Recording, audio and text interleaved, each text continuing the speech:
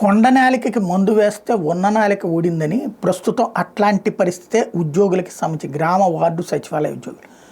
యాక్చువల్గా ప్రభుత్వ ఉద్యోగాలే లేవని దశాబ్దాల పాటు గిలగిల్లాడారు, విలవెల్లాడారు.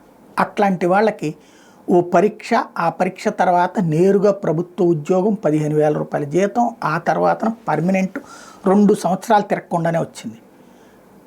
అక్కడ పక్కనే ఒక గవర్నమెంట్ జాబ్ సెటిల్ అయ్యారు. అక్కడి నుంచి అసలు దందా బిగినైంది. ఇక కంఫర్ట్ కదా గవర్నమెంట్ జాబ్ అంటే, ఇంకా ప్రాబ్లం ఏముంది, ఎవడు పీకలేడు పర్మనెంట్ కూడా చేశాక. ఇక అప్పుడు మనమే ఎందుకు పని చేయాలి? రెవెన్యూ వాడి పని మనకే అప్పు చెప్తున్నారు, కార్పొరేషన్ పని మనకే చెప్తున్నారు, రిజిస్ట్రేషన్ పని మనకే అప్పు చెప్తున్నారు. మనకి ఈ భారం ఎందుకు? మనకి ఉద్యోగం ఇచ్చినోడు జగన్ ఉంటే గనక ప్రమాదం, అతను దిగిపోతే గనక, తెలుగుదేశం వస్తే గనక మనల్ని ఎట్లాగో ఈ సచివాలయాలు ఉండనివ్వదు, ఇది తీసుకెళ్ళి ఇతర విభాగాల్లో కలిపేస్తే తద్వారా మనం ప్రభుత్వ ఉద్యోగులుగానే హ్యాపీగా ఉంటాం, ఏం లేదనుకున్నాం.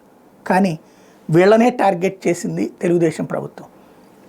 వీళ్ళని డిగ్రేడ్ చేయడం అనాలా, లేకపోతే డిమోరలైజ్ చేయడం అనాలా, లేకపోతే డివిజన్ చేయడం అనాలా, మొక్క చెక్కలు చేసింది. ఇప్పుడు వీళ్ళందరూ కలిసి ఉద్యమిస్తారట, 20 సంఘాలు కలిసి.